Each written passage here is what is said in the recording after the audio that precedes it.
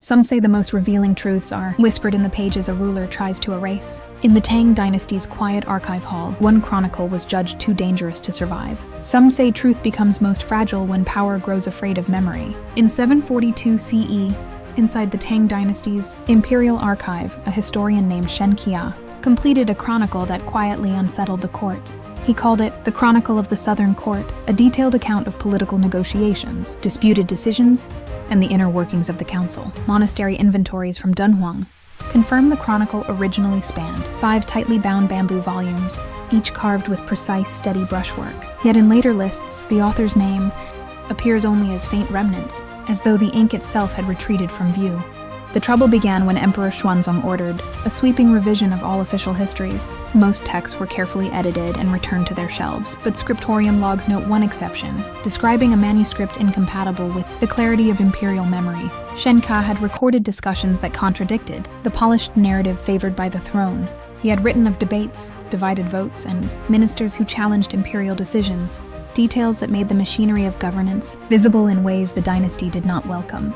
According to administrative notes preserved, in later compilations, a sealed night review was convened. High officials gathered to examine the chronicle under lantern light. Within 2 days, a decree followed. The text was to be seized and burned, its contents removed, for the stability of the realm.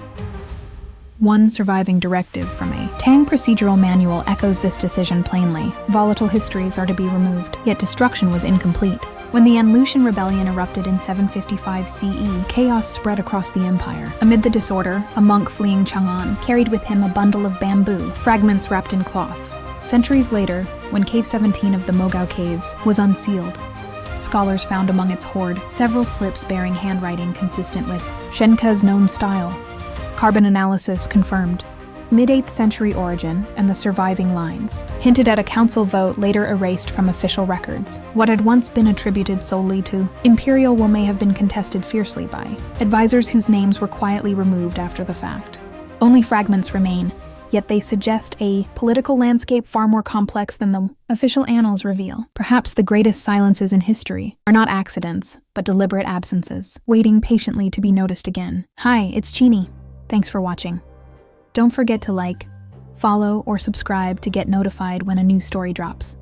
It's also the best way to support our channel.